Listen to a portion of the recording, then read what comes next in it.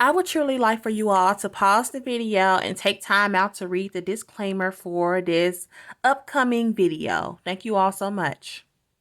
Yeah, I hope everyone is doing well on today, tonight, wherever you may be, or whatever. So today we're going to be watching part 8 of Who the F Did I Marry? So without further ado, let's get right into it, you guys. I'm going to get everything set up, and let's get it. Alright, part 8 of Who the Fuck Did I Marry? So we submitted an offer on the house in Smyrna. I sent it over to Scott, our realtor, and next day comes, Scott asks if we can take a phone call. So he calls us and tells us that the offer was not accepted and the builder did not do a counter offer.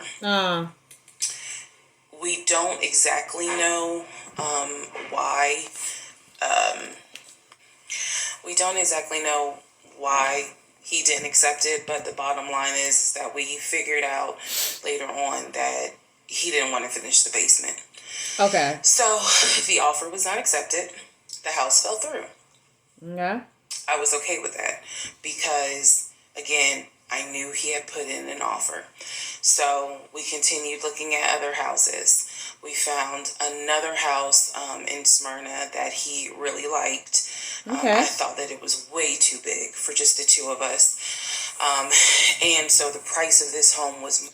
Okay, so that house must have like more square feet than the other one. Because y'all remember like the last one that she did like was like 7 bedroom, 5 bath. But this one here is like 5 bedroom, 5 bath. Like, I don't know, maybe it's like more square feet on this one than it was the other. Much higher than the $750,000 that Chase had approved for the mortgage. So what he explained to me was that he was willing to do the $750,000 mortgage, and he was also willing to put a significant amount of the money in savings on the house, which meant that he was now comfortable going from $750,000 up to about $900,000. Okay. Again, his whole explanation was, I have the money where I can put down a substantial down payment, bring down the price of the home, and then basically mortgage the rest of it. So that was now the plan. I was not comfortable with a home over $900,000. But again, keep in mind, I saw the Chase paperwork. So I was like, I just feel more comfortable sticking at the $750,000 mark. That's what you approved for. Let's go with that. Right there. By this point, this is now fall of 2020. We have been talking about marriage. I had my ring. He had made VP at the company. Okay. And again, he was calling me every day from work. I need to kind of explain how the company was ran, because when you think VP, you would think he would be in an office. It was a condiment company, so they actually were producing the condiments, and I'm not saying the name of the company on purpose, but they were producing the condiments in this particular plant location. So a lot of times, he would simply tell me that he walked the floor, checking in with his subordinates, basically. Now, how did he go to work? Okay. For the most part, at this point, he left before I woke up. However, pretty much he wore dress pants, kind of like a dark navy blue cargo pant. Okay. And he had a polo shirt with the company logo on it. Okay. What I saw a lot of times is that he would not wear the polo shirt to work. He would wear like a company t-shirt. He would wear rubber sole shoes and the navy. As a VP, you actually would think he'll like dress a little more than that, but hey, like more formal in a sense. It's like here seems like real casual. Blue cargo pants. I didn't think it was a uniform, but it reminded me of what someone would wear when I worked at Amazon, if you're going to be doing manual labor. Right.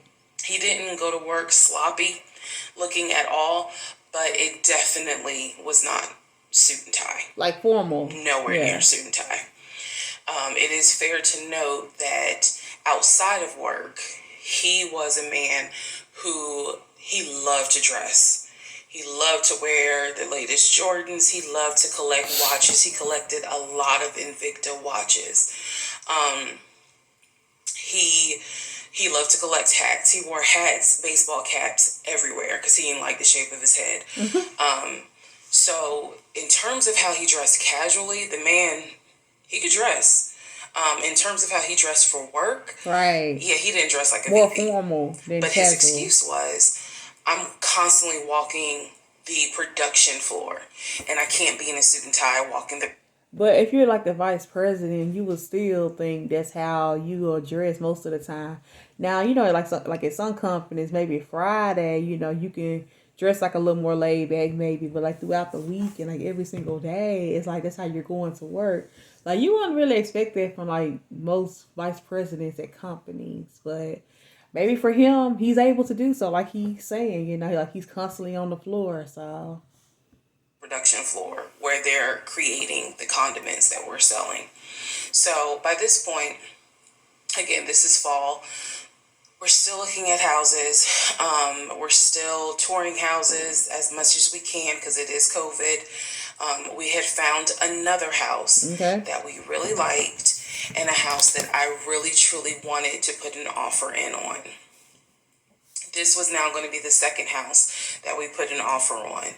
He put in the asking price, I believe, was about $700,000. He put in under asking an offer for about $650,000. I'm guessing, but I'll try to find the house and put it on this and put it on the story. The reason that house fell through. We found out that the home was sitting on a septic tank. We found out that the septic tank had an issue, and it would have taken about $15,000 to $20,000 to fix the septic tank. The sellers were not willing to fix the septic tank. Personally, I didn't really care for the house that much. I'm the one who was like, I don't really want it.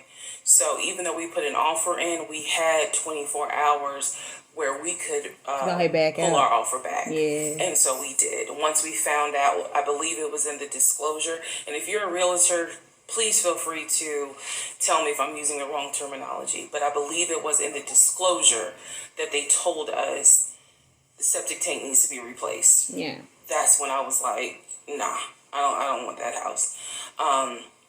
So we pulled out. The house fell through. And so I was fine with it because, again, I was heavily involved. I saw him sign the offer. I knew every step of what was going on. Our real estate agent, Scott, was amazing, but you will see when I get to it where he made a mistake as a real estate agent.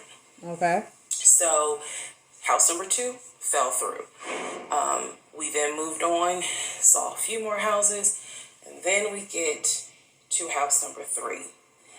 I'm going to pause talking about the houses because now I need to introduce what happened with the cars. Stay tuned. Y'all be getting down through there now. Alrighty. Alright.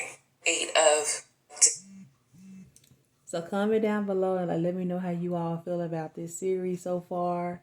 And I'll catch you all on the next video. Take care.